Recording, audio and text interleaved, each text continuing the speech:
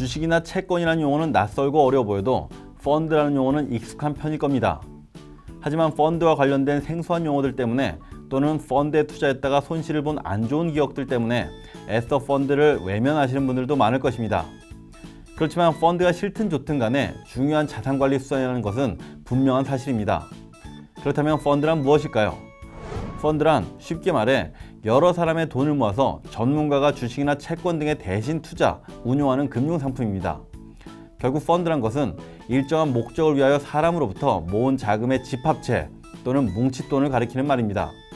또한 이렇게 모은 자금을 자산에 투자해서 그곳에서 나온 수익을 투자한 비율만큼 투자자에게 나눠주는 행위도 포함되는 것입니다. 그렇다면 펀드는 무슨 장점이 있는 것일까요? 첫째, 투자 전문가가 대신 운용해줍니다. 2000년대 이후 줄곧 이어지는 저금리 환경 속에서 과거처럼 높은 이자 수익을 거두기는 힘들어졌습니다.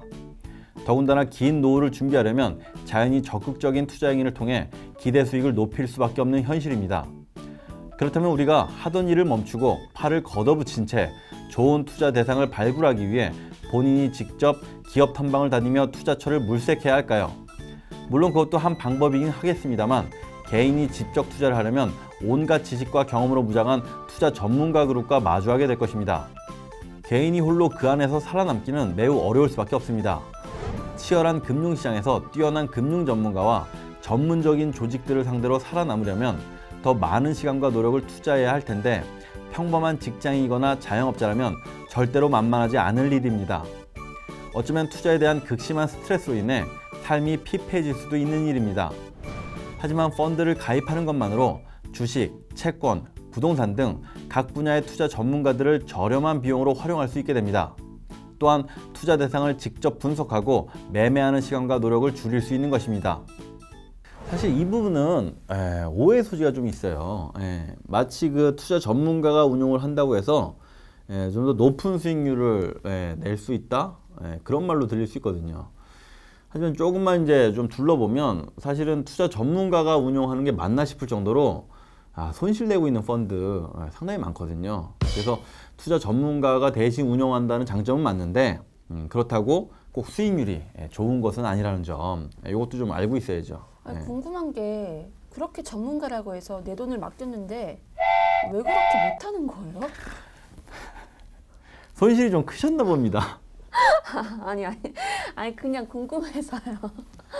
그게 참 애매한 부분이 있어요. 그 일반인들보다는 분명히 뛰어난 전문가가 맞는데요. 이제 사실 그들 전문가끼리도 아주 치열한 경쟁을 하게 되거든요. 또 이제 외국인 투자 전문가들하고도 이제 경쟁하게 되고요. 그러다 보니까 좀 자연히 그 안에서 좀 못하는 펀드 매니저의 펀드는 수익률이 좀 저조하게 되는 거죠. 그래서 그 펀드 선택할 때요, 가장 중요하다고 할 수 있는 게 사실은 펀드 매니저가 누구냐예요. 한 가지 더 얘기하자면 펀드 매니저들 이력을 보면 대부분 좋은 대학 나왔죠. 또 해외 유학도 갔다 온 적이 많죠. 뭐 유능한 인재들이 아주 많아요. 그러다 보니까 자연히 뭐 연봉도 좀 높죠. 근데 그 연봉을 누가 줘야 하냐? 사실 고객들이 주는 거거든요. 그러니까 고객들이 이제 월급을 주는 게 아니라 고객들이 가입한 펀드의 뭐 보수와 수수료를 통해서 주는 거죠.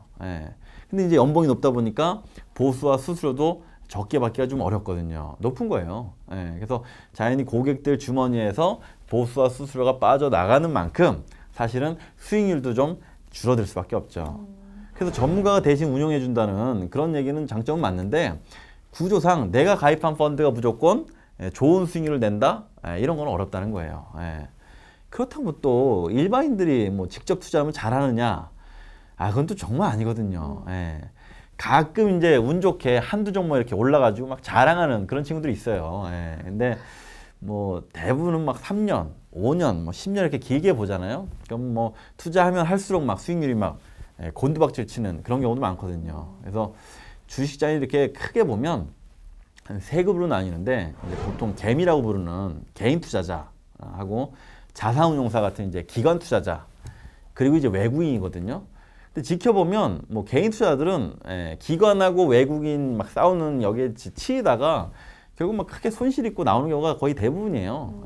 그래서 기본적으로 뭐 기관하고 외국인 이 둘은 뭐 자금도 좀 탄탄하고 워낙 또 전문가 집단이고 시스템도 아주 잘 갖춰져 있기 때문에 그들 틈바구니에서 이렇게 살아남는 게 정말 어려운 거예요.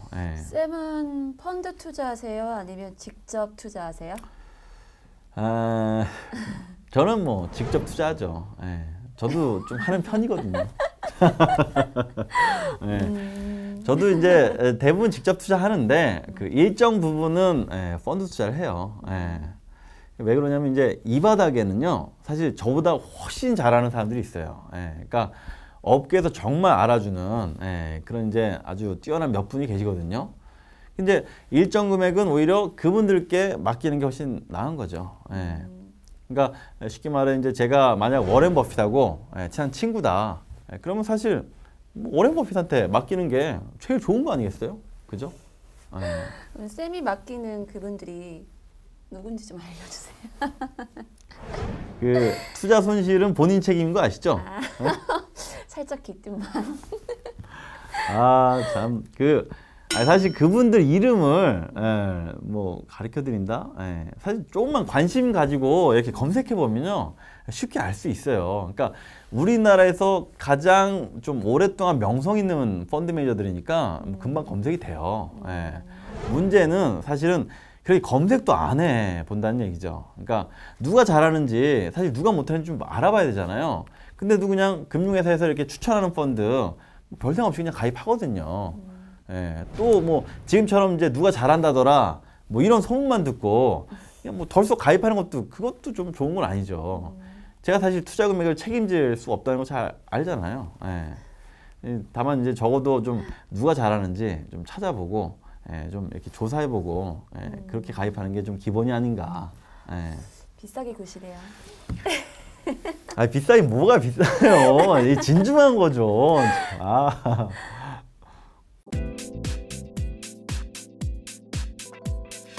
둘째, 적은 돈으로 분산 투자를 할 수 있습니다.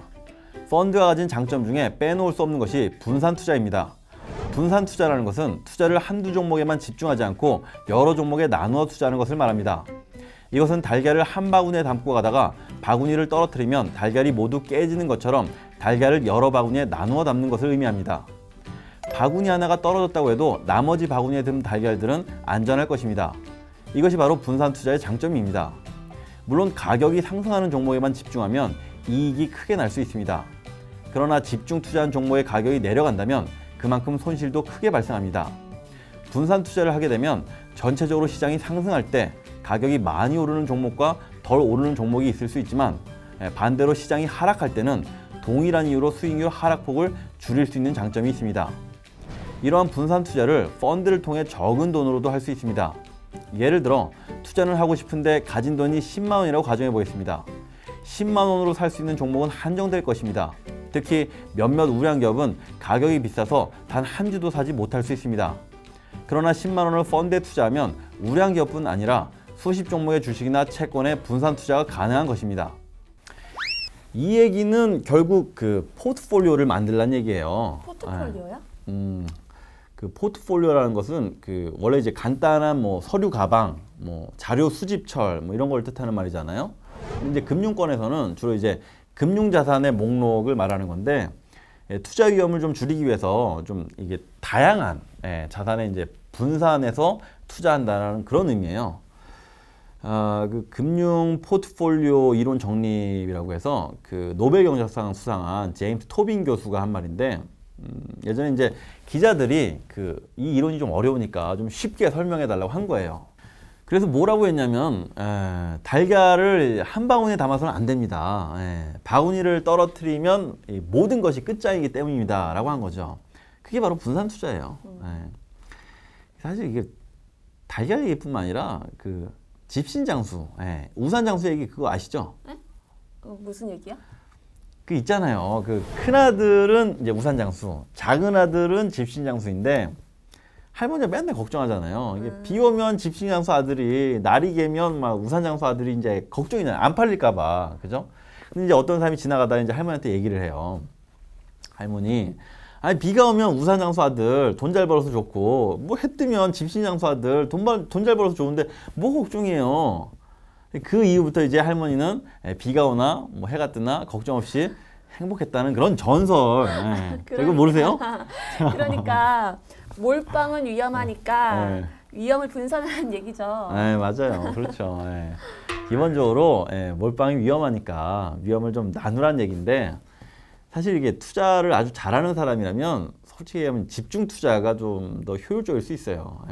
그러니까 이 시대 가장 유명한 그 경제학자 중 한 사람이 이제 존 메이나드 케인즈가 자신의 이제 모교인 케임브리지 대학의 펀드를 운영하면서 한두 종목에 이제 집중 투자하는 게 좋다고 했거든요.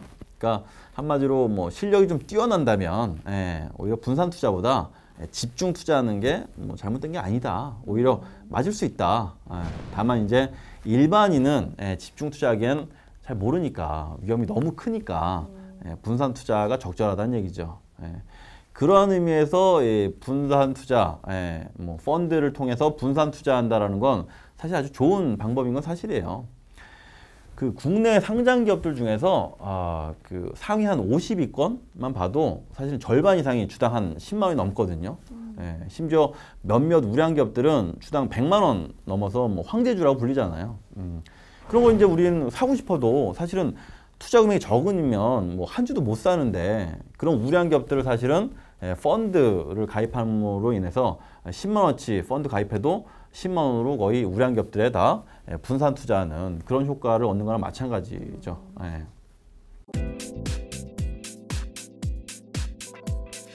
셋째, 다양한 투자 대상에 쉽게 투자할 수 있습니다. 개인이 투자하기 힘든 해외 주식이나 채권, 부동산, 실물 자산 등 재산적 가치가 있는 모든 자산에 쉽게 투자할 수 있습니다. 세계적인 IT 기업 애플이나 구글에 투자하고 싶어도 해외 주식 거래에 익숙하지 않은 일반 개인이라면 낯설고 어려울 수밖에 없습니다. 또한 금값이나 원유 가격이 변동하는 것을 보면서 직접 투자하고 싶다 해도 역시 진입장벽이 다소 높은 것이 현실입니다. 하지만 해외 펀드나 미국 기업에 주로 투자하는 펀드를 통해 소위 잘 나간다는 애플이나 구글에 손쉽게 투자할 수 있습니다. 또한 금펀드, 원유 펀드를 통해 누구나 간편하게 금과 원유에 직접 투자하는 효과를 거둘 수 있습니다. 예전과 달리 요즘엔 그 정말 투자 대상이 좀 넓어지고 많아지긴 했어요. 한 10년 전만 해도 뭐 해외 펀드나 뭐 원자재 펀드가 그렇게 많지는 않았는데 최근에는 뭐 다양하잖아요. 그 사실 뭐 인도나 베트남, 뭐 중국 다음이다라고 얘기를 많이 하는데 이런 나라에 사실 펀드가 없으면 어떻게 우리가 투자하겠어요. 물론 이제 해외 주식 거래 창구가 이제 익숙하면 가능하겠지만 미국이나 일본 아닌 그런 나라에 투자하는 건 사실 좀 어렵거든요. 일단 정보도 너무 없고 또 환위험도 있고 또 뭐 증권 거래도 쉽지 않거든요. 그런데 인도 펀드, 뭐 베트남 펀드 이런 것들은 뭐 어느 금융회사를 가도 쉽게 가입이 가능하니까 물론 이제 수익률이 문제지만 일단 투자자 입장에서는 쉽고 편리하게 좀 적은 돈으로 해당 국가에 분산 투자가 가능한 거죠. 뭐 그런 점이 펀드의 큰 장점인 셈이죠.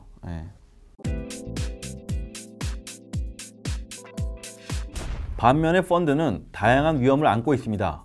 펀드는 주식, 채권, 부동산 등 투자 자산의 위험에 영향을 받습니다. 장점만 있는 것이 아니기 때문에 투자자는 펀드 투자할 때 일반 예적금과 달리 위험에 대해서도 잘 알고 있어야만 합니다. 위험의 종류가 다양한데요. 첫째, 가격 변동의 위험이 있습니다.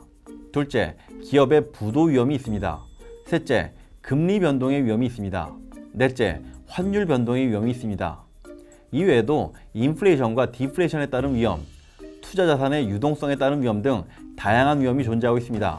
따라서 투자자가 펀드를 일방적으로 신뢰하는 것은 바람직하지 않습니다. 항상 경제 환경의 변화를 주의 깊게 살펴보면서 해당 펀드의 운용 방식과 결과를 꾸준히 검토하고 대응하는 것이 좋습니다. 펀드가 기본적으로 장점이 많아요. 많기는. 다만 이제 좀 장점이 많다고 펀드를 맹신하면 안 되죠. 앞서 설명드린 것처럼 펀드 매니저라고 사실 모두 최고는 아니다라는 점, 그리고 또 집중 투자가 오히려 효율적일 수도 있다는 점, 그리고 펀드를 둘러싼 각종 위험이 상당히 다양하게 존재한다는 점, 이런 것들은 좀 반드시 잊지 말아야 돼요. 그리고 이제 무엇보다도 어떤 펀드가 됐든 사실은 어떤 투자가 됐든 손실을 입으면 사실 모든 책임이 투자자의 몫이라는 거 반드시 잊지 말아야 합니다. 안타깝게도 말이죠.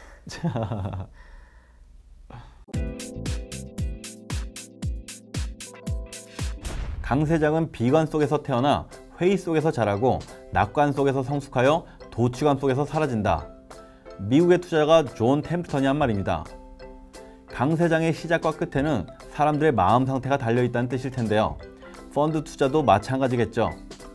여러분은 주로 시장이 비관적일 때 투자하십니까? 낙관적일 때 투자하십니까? 돈에 얽매이지 않고 돈을 바로잡는 삶, 충전스쿨의 양보석이었습니다. 감사합니다.